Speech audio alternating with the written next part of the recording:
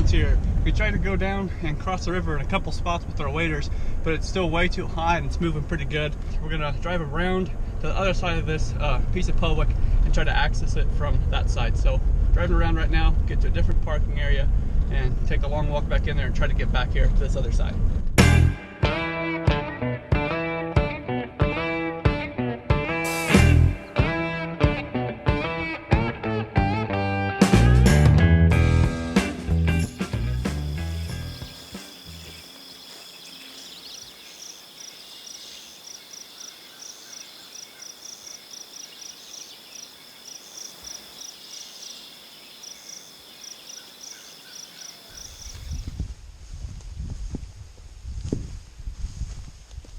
Brody and I made it down here, took the long way in, but we found some good stuff on the way in that we're going to talk about what we're going to do with that when we walk out of here. But we found some good stuff back here. It's definitely hard to get to, so hopefully there's no hunting pressure back here. I don't really think there's going to be.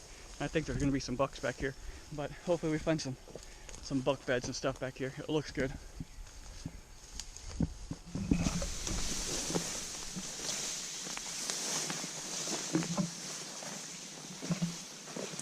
Something we kind of always look for here on these river bottom properties is when we get in to kind of these sandbar areas, we get this really high reed canary grass.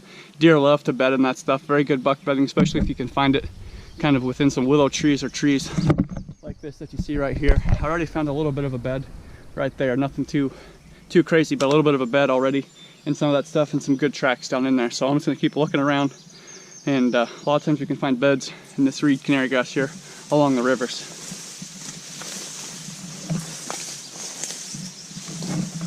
You can kind of see right there, there's another little bed right up here underneath this tree.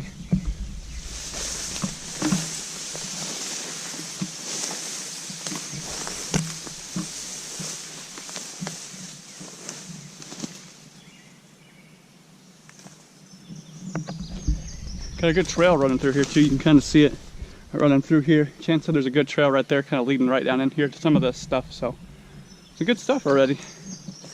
A lot of deer movement through here too, a little bit more so than that last property we were at. Yeah, there's a pretty beat down trail right here. I don't know if this is the one Chance is talking about, but you can see it running right through here, coming down to the creek here. So we're down in here. I've not gone very far from where I've seen those beds in that reed canary grass, and we're seeing a lot of really good deer movement down in here. And if you see us like swatting like this, we're trying to keep all these mosquitoes off of us, so just kind of ignore the swatting and movement of our hands flying around. But pretty good spot down here. A lot of trails coming in and out of this. Chance was just up that way about 50 yards. Saw a lot of good trails there too. And we'll keep moving because it looks like it kind of gets better as you move this way. So just kind of a preliminary spots right here. We're gonna keep moving back, see if we don't find a better spot. And this is a spot that's a long ways away from pressure. It's got a river on one side and private land on the other, so there's really only one way to get in here. It's about 1.5 miles back, so that's why we've kind of focused in on this area. And it seems pretty good for deer movement because there ain't a lot of people back in here.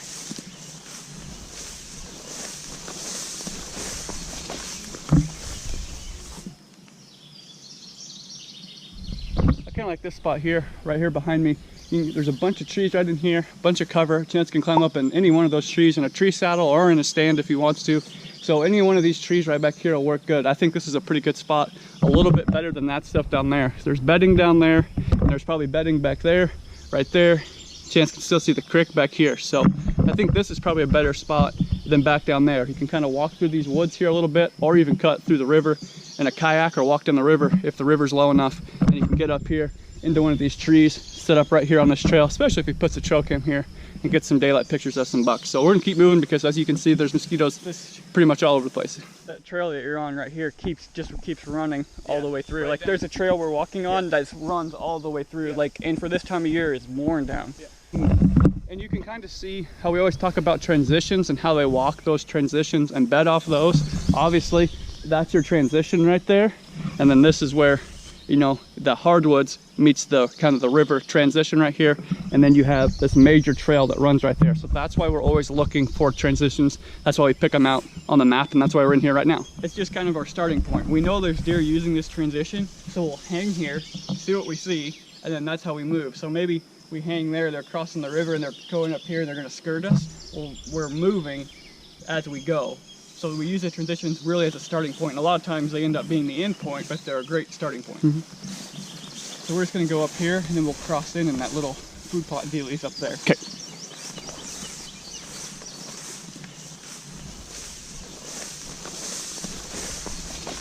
So we made it back about as far as we can go, and there's always been this field we've seen on the map, but we didn't know what it was or how anybody got back here to plant it. But it looks like it was grass or something last year. There's soybeans in it now, and it's kind of a really hard spot to get to, so I don't even know if anybody's ever even hunted over it back here. It doesn't seem like. We'll it's so far back, I can't see most people wanting to walk this far. And like, we have to cross the river to get in. I don't know if people are crossing it to get here even.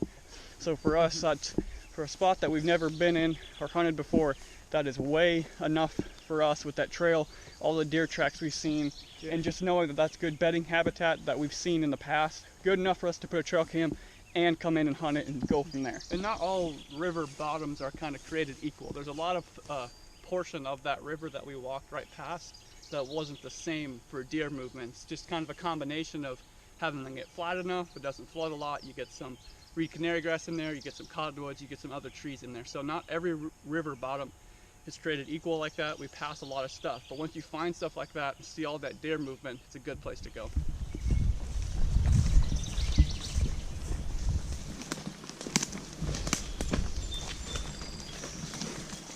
So we were walking through here, cut off that field, and kind of started to walk back here through the woods. So we walked the stuff on the river, food plot, and we started walking back this way towards the way we came in. And we looked and we're like, there's probably beds up there. So we're like, yeah, we better go look in there. Crawled up here, found a couple beds on the outside. Crawled farther, there's just like a little like bedroom right back in here. Got a rub on a tree right here. You can see some of this stuff is browsed, been matted down. I'm sure if we work our way back into some of that stuff, there'll be more beds. But just in here, and some of these hinge cut trees provides a lot of top cover for them. They can get up in here, be pretty secure. So the river stuff, where all those cottonwood trees, is basically, I think, about straight this way from us. And then we've got the ag food plot. You can kind of see it through the trees right back there. Probably another 100 yards at most as well. So a good place to start really is those trees. I'd be interested to see where those trees are in relation to this spot. But you've got that major trail running right there. If we can kind of look around here and see if we don't see a trail that cuts to that river, that'd probably be a good place to start, especially if it runs right to those cottonwood trees that we picked out earlier. Got plenty of options in here, especially now that we found this buck bedding. I just told Chance we walked in, we hadn't found much for bedding. We'd seen a lot of deer sign, but not much for bedding, but we found the bedding. It's right here. And so I guess it doesn't matter if there's 4 bucks in here or 1. If there's 1 in here, hopefully we can get on them and we'll hunt back here. So that's kind of our situation, what we're working with. We look around a little bit, try to find some trails and see if that river spot's close enough to get this buck. So I was just marking this spot on my phone as a place to come back to and hunt. And when I looked at my phone, I told Brody, well, you're gonna know when you see this why there's bedding here. And if you look on the map, you can see the transition line right here. It really sticks out on a map. So we should have came here right away and we should have known because there's a transition here. So that's why they're bedded here. And obviously these hinge cut trees are great for buck bedding. I think we're close enough because I can see through to that kind of food plot deal right there. So the food plot spot, we're probably good enough. I feel like we're close enough. If we're not, we can hang just inside the food plot. So that might actually work out really well because I can see the food plot. I can get up in a tree, and if he's bedded here, he won't see me, but I can see him get up. So that might be a really good spot. So now we're just looking for his exit trails, try to figure out where he's going. We might also be close enough, you know, those cottonwoods that we were talking about earlier along that edge might actually still be close enough.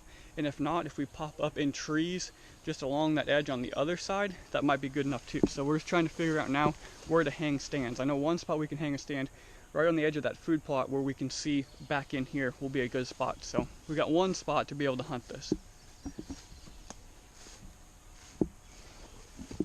I moved forward just a little bit. There's a whole bunch of hinge cut trees right here on this transition. There's beds right here, beds right back there. But if you look right back here, you can see this exit trail that leads out right here, going towards the river. And that's what we're gonna look for. So if you're kind of wondering what the next step is after you find these beds, figuring out where you're gonna put your tree stand, the next step is figuring out how he's getting in and out. Chance is working his way back that way, trying to find exit trails. I moved up this way trying to find exit trails or entry trails, and this is one right here that you can see. So I'm going to follow this. It heads right to that river, and then that's going to be probably a spot where we set up to try to catch this buck. So just follow this exit trail and see where it goes. That's your next step in the process.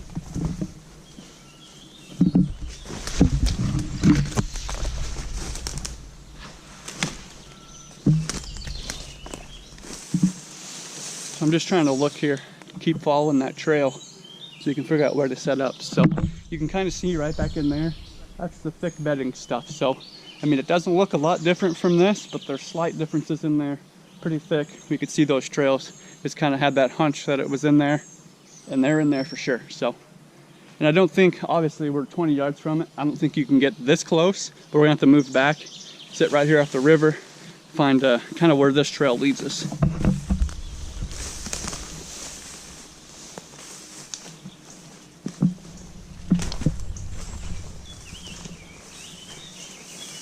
I think your best option is this right here, right off this little drainage ditch.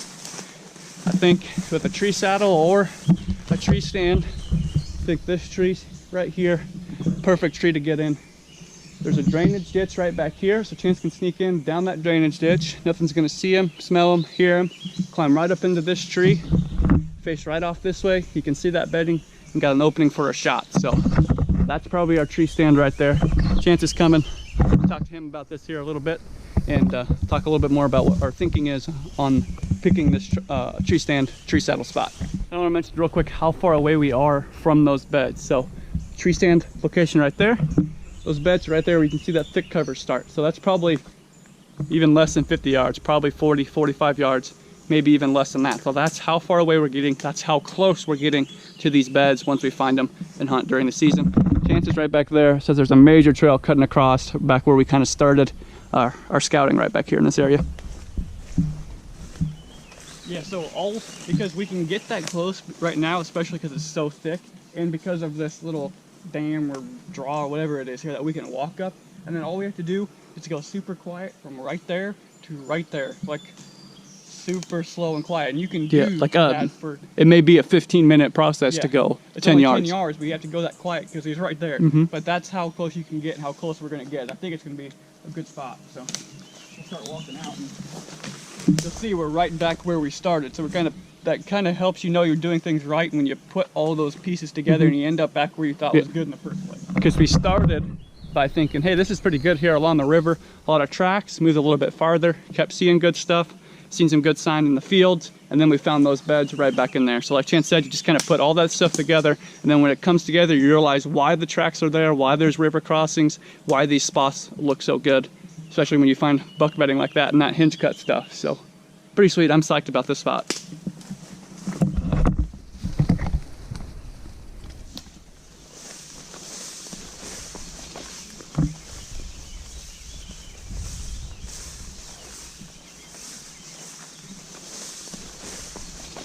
So as we walk farther in this stuff, like this place back here is crazy. Like obviously it's not the rut. I'm gonna say this and people are gonna get mad, but like this is a scrape right here. Like this ground is all flat and muddy, but right here it's all tore up in clumps, bunch of tracks, and you can see the scrape right here. I mean, these are this year's branches that are broke right here, broke right there, broke off right here, like fresh stuff.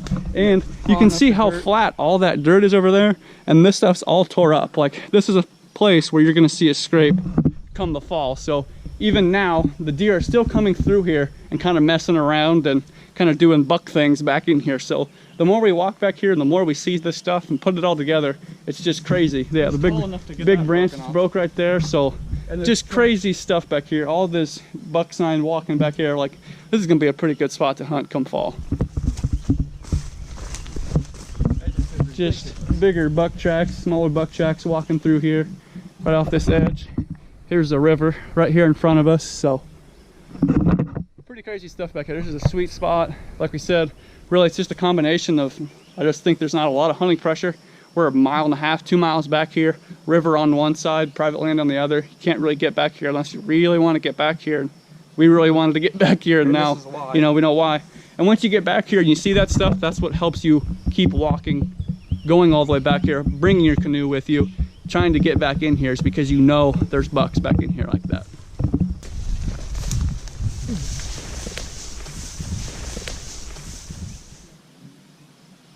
Good spot back there. Wait for a good morning because we found a spot we can go into here in the early season right away. And if you guys have any questions for our Ask Whitetail Instinct, drop those in the comments or on our social media stuff. So thanks for watching this video, guys. As always, remember to subscribe, hit the bell notification apparently, so that you can see all of our videos instead of just some of them, YouTube for whatever reason. So thanks for watching, guys. Make sure to like this video too.